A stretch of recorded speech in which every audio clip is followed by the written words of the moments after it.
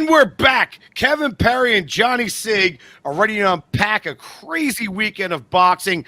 Oh, my goodness, my hero. The whole reason why I got into the sport of boxing, unfortunately, was sent to hell. Kevin, let's hit it.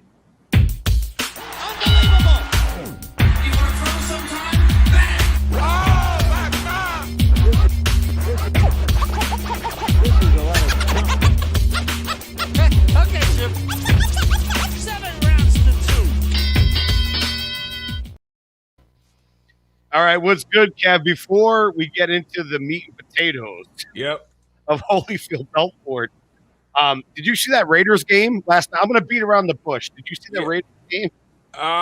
Yes, I did. I did see the game, and I was actually watching it at the bar, and I kind of wanted to go home, and the game just kept going. But it was a interesting game, and the Raiders pulled it out. That was just pretty crazy, right? They pulled it out, right? They pulled it out, and that was a war. What wasn't a war was when Evander Holyfield, at 58 years old, got in the ring. Dude, I'm going to break it down like this. I'm going to keep it really short and sweet. Evander is my favorite fighter of all time. He's the reason why I laced up gloves. He's the reason why I had so much passion for boxing and still do. And I take nothing away from this man. All the great accolades. Just look him up, people. If you don't know, if you're not knowledgeable enough, just look it up. I mean, the guy is an absolute consummate professional and warrior, but he had no legs. And Kevin, I'm going to be honest here. Even though his reflexes were shop worn, he didn't really know how to fight a southpaw. He always had a hard time. Did you notice that? Because he had a hard time with Chris Bird, hard time with Michael Moore.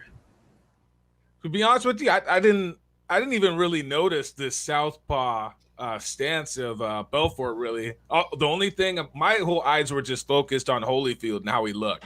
And when he threw those first 2-3 jabs out, I mean, he looked like he was swimming underwater. I mean, he was so slow.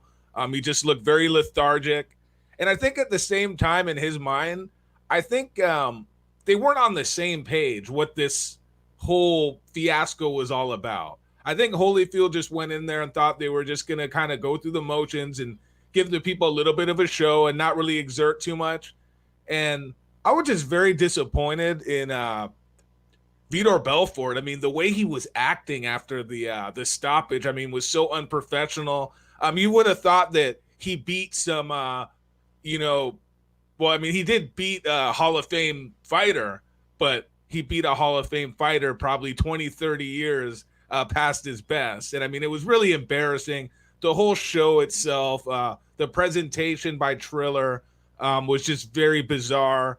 The two guys who were in the ring in the post-fight interview, I mean, just talking about Jake Paul and offering him $30 million, winner takes all to fight Belfort. And it was just, it was so out of place because you would have thought he'd beat a killer, and it just wasn't that. It was just very disgraceful. In my opinion that nobody gives a crap about. No, we certainly do. And you always drop the logic and keep it at 100 and drop the science on it. The thing is that, if you look at the fight, the build up, Belfort was very respectful, and always, saying to Holyfield, hey, man, here's what's up, man. You like one of the best fighters in history. And then after he dismantles him the way he did, and he did it. I thought it just was not sportsmanlike whatsoever. Not at all. No, I agree. Yeah, it was pretty sad to see. And then, I don't know. I mean, that being said, I mean, just there was actually an undercard, with Anderson Silva and Tito Ortiz, and Tito Ortiz kind of looked the same way that Holyfield did. Yes, and sir. Silva just unloaded, I mean, a vicious shot. I mean, it was – but the only difference between that fight and the Holyfield and Belfort fight is that Tito Ortiz and Anderson Silva are closer in age, and they're not so far removed from fighting professionally. And I think just that fact alone really was disturbing to me. Not only was Holyfield 58 years old, he took the fight on 1 week's notice. And I I'm actually interested to see how do you think Oscar De La Hoya would have done? Because he was the original opponent for Vitor Belfort, and Holyfield just looked so bad. How do you think De La Hoya would have fared? I mean, he did look in pretty good shape coming towards the fight before he tested positive for COVID-19. Both Holyfield and De La Hoya looked really good in shape, and not to make a terrible joke here, and exaggerate, but I think my stepdaughter, who's 12 years old, would have done better against Belfort than Holyfield did. Okay. At the end of the day, I think De La Hoya would have, saved face. I think he has a fresher body, better reflexes. But we don't know because we haven't seen him in the ring in a long time. Bottom line is, De La Hoya is not 58 years old. And he's not 58 years old. That's where I was going next. I think he would have been able to, at the very least, not saying he could win or lose, but he would have done better. My assessment is he would have been able to move around and at least be better defensively. I think Holyfield never really got hurt. I just think his equilibrium and his reflexes were shot because he threw that it was either a left hook or something. Left hook. Once he went through those ropes and he got up, it was kind of like, just imagine me, or maybe you're probably in better shape than I am, but any person who is over the age of 40, all right, and just say, you trip on something, a shoe in your house, and you fall down. When you're 40 and that happens, and then if that happens when you're 20, the way your body reacts when you get up is like night and day.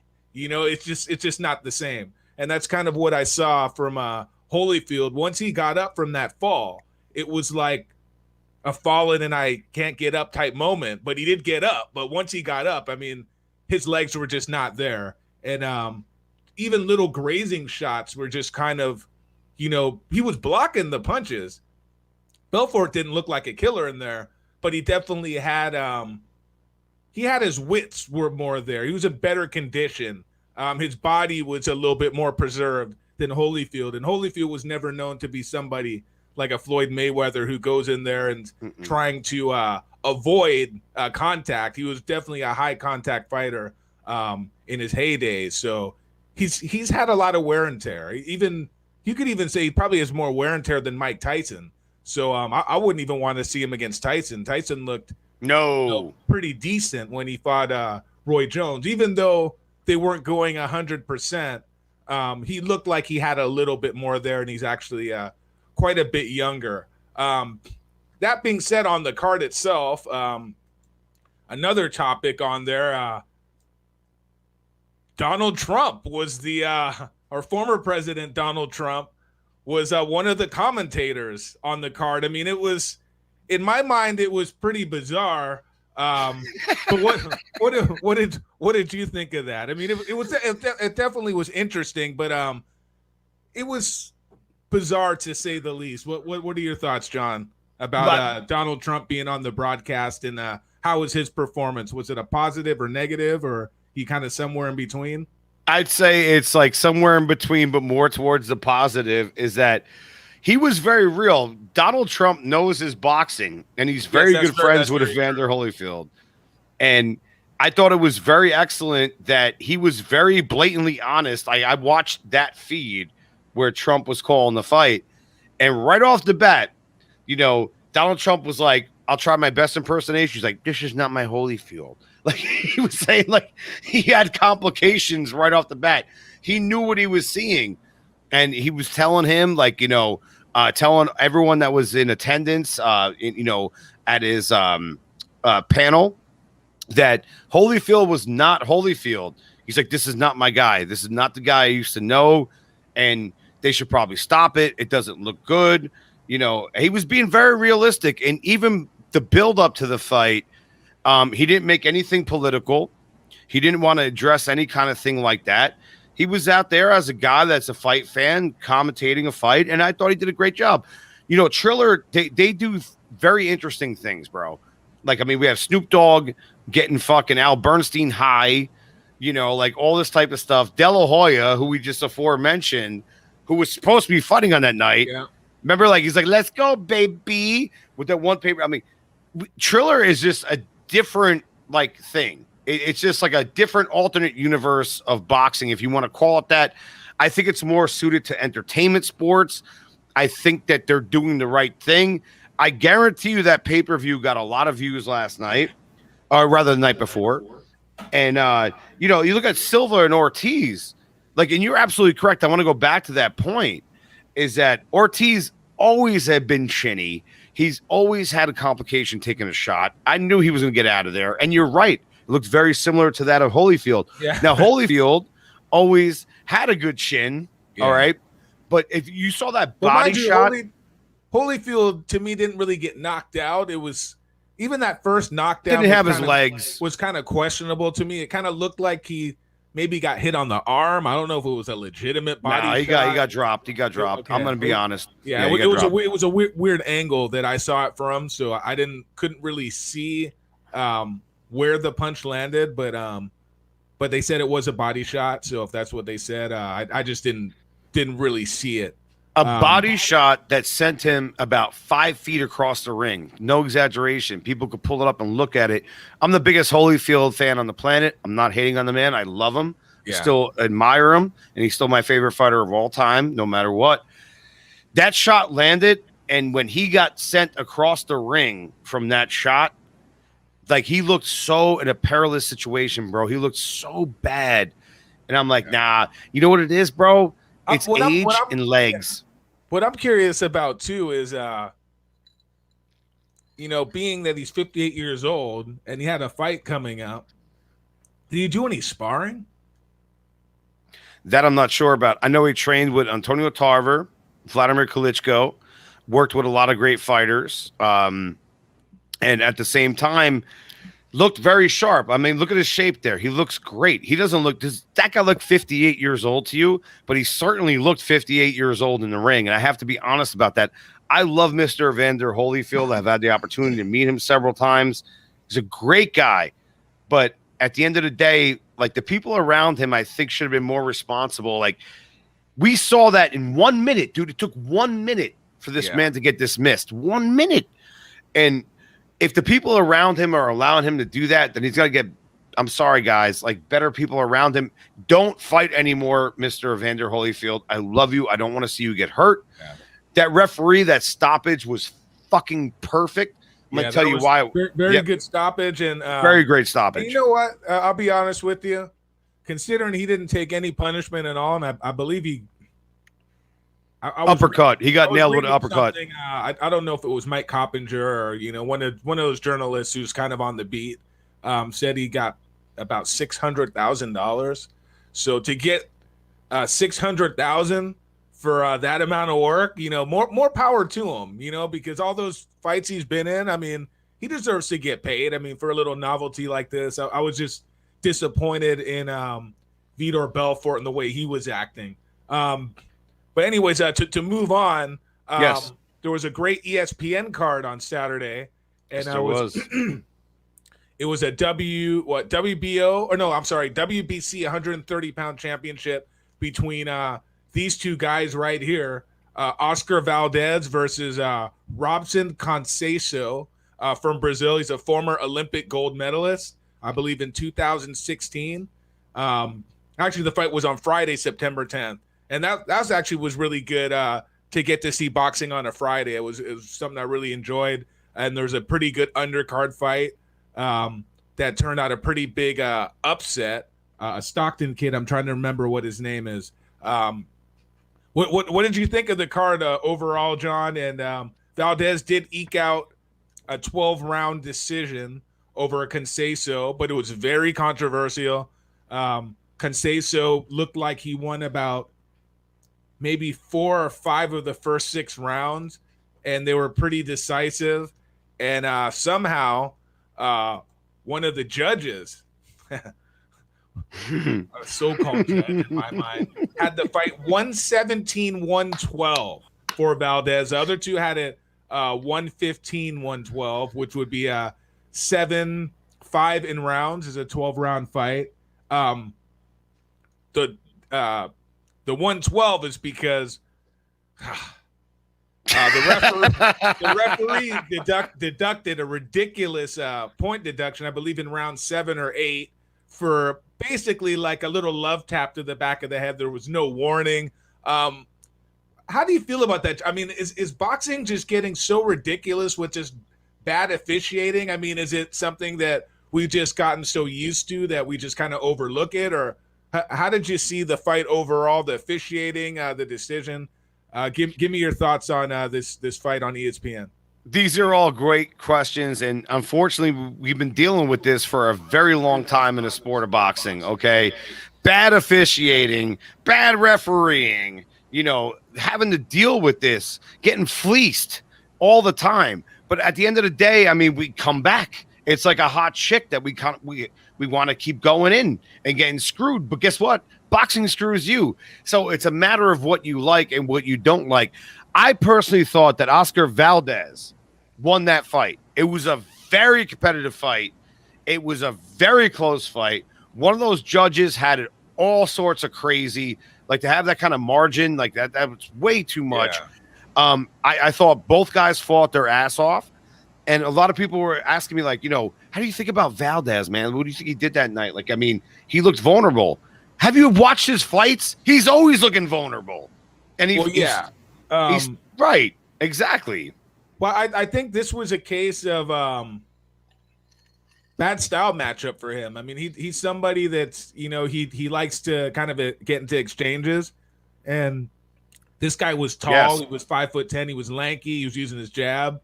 And Valdez it took him a while to kind of figure out how to get in range. And even in the later rounds, when he started to kind of make somewhat of a comeback, he wasn't really all that effective. It was just more that Conceicao in the later rounds was doing less, and he wasn't he wasn't moving his hands enough in the later rounds. And Valdez was able to kind of squeak by in some of the rounds just because I think Conceicao in the early rounds expended a lot of energy trying to control distance and range and take those rounds, which he was doing very decisively. The rounds that Valdez won later in the fight was more on attrition than really clean punching, and Conceicao kind of, I could say, he alienated himself with the judges by doing some of the showboating and that type of stuff. And he was another guy's hometown. I thought that hurt him a lot in the fight. So, well, one thing that did probably work for him with the judges is you look at Valdez's face at the end of that fight. His face was banged up, man. And I tell you what, he's a warrior. And the thing is, like you were just saying, like I was saying, is that he goes like nuts and guts, bro. He throws it all out there. And he's that type of fighter. So if you're looking for like a Floyd Mayweather or Israel Lara or like, you're not going to get that from this guy. This guy goes like Arturo Gatti style. He goes Diego Corrales style. He fights really hard. And, with Conceicao, like what happened there was he started, like you said, Kevin, you nailed it on the head, is that halfway through the fight, he started backing up. He lost some of his energy. He started fatiguing. And that's where Valdez was, I believe, able to have his best moments. Yeah. And if you look at the combinations that were thrown, Valdez, I believe, I didn't look at the CompuBox finals, but in my head, that's the only CompuBox I need, is I thought Valdez won a very, very close fight. Make no mistake, people that are listening, a very close fight. What was your thoughts, final? I wasn't really scoring it, but I was listening to Pedro and Ring Talk this weekend, and he made some points that I just kind of wanted to share. Sure. And he said, if you win 4 of the first 5 rounds or 5 of the first 6 rounds, and I'm kind of on line with him there, all you have to do is pretty much win 1 or 2 more rounds to either win or get a draw. So in that sense, I could kind of see where people thought Conceicao won, because I probably gave him 4 of the first 5 rounds or 5 of the first 6 rounds. And I think he at least squeaked another round or 2 in there somewhere. So I wouldn't complain about 115, 112, but it was more of a fight where it was a fight that Conceicao kind of gave to Valdez. He gave the fight away instead of Valdez really taking the fight, if that makes any sense. It does make sense. What was Pedro's final verdict? I didn't hear the show yet. Ring Talk. Check him out. Pedro Fernandez, one of the best and pioneers of why me and Kevin are here right now. He's the guy that launched all this game. So please check him out. Ring Talk. Yeah, so I don't remember what his scorecard was. I just remember him kind of addressing the issue that he kind of felt that the other guy probably deserved the victory. I don't want to necessarily put words in his mouth because I don't remember specifically what he said, but that was kind of the analogy that he had that I was sharing with you guys just now. So moving on from that. Big announcement. Terence Crawford finally gets a top opponent in Shawn Porter. The fight's been signed, and it's going to be on ESPN pay-per-view, a co-promotion with PBC, but it's not going to be on Fox. It's going to be on ESPN. Pretty good fight in my mind. How do you feel about it? Just give your thoughts real quick. I'm somewhat excited. I believe I love this fight. I love this fight. I'm a big Terence Crawford fan, big Shawn Porter fan. It's a great fight at their weight category, 147. And we need to see Terence Crawford really in a dog fight. And who's the biggest dog at 147 that's going to give you a firefight, a dog fight? That's going to be Mr. Shawn Porter, bro. Like, he doesn't mess around. He gets in there. He plays football in there. He's going to beat you up. He's going to muff you up. He's going to rough you up, And I think that's the type of fight that I'm really interested in seeing. They're great styles. Terence Crawford could go both ways with southpaw and conventional. I think that's a very interesting look in how he decides how to do it. Shawn Porter is a great fighter, an intelligent man, a great representative of the sport of boxing. And I think this is a fight that I'm looking forward more to than anyone to close out the year. I mean, obviously I'm invested in Wilder and Fury 3. Is that fight even going to happen?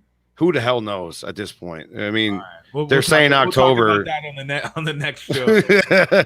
But I mean, this is one. I mean, I'm a big Terence Crawford guy. I'm a big Shawn Porter guy. It's going to be a conflict of my own interests emotionally, and oh man, it's going to be tough. But I love the fight, and I think it's going to be great for the sport of boxing. It's a real fight, people. A real fight. Yeah.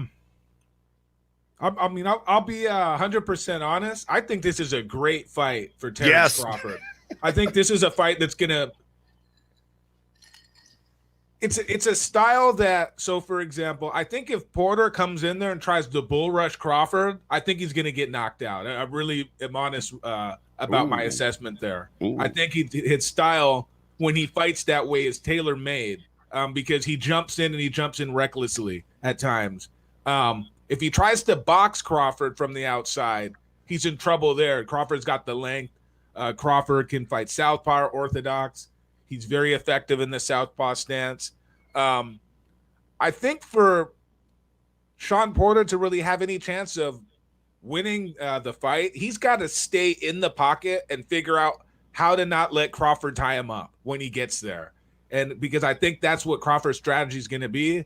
Whenever Porter closes that gap, Crawford's going to, just tie him up, grab his arms, keep him from working on the inside. Crawford's not a great inside fighter. And then he's also going to try to time him coming in with shots. And I think Porter is going to try to leap in with big shots and catch Crawford because Porter does have he's got quick feet and he's got pretty quick hands and he's a bull and he can take a punch too. So he's not afraid to go in the trenches and take chances. So, I mean, it's going to be interesting, but I definitely just got to go Crawford just because I saw when Porter fought Ugas, he was very leery of going inside on Ugas, who is a good boxer, but he's not as athletically gifted and skilled as Terence Crawford.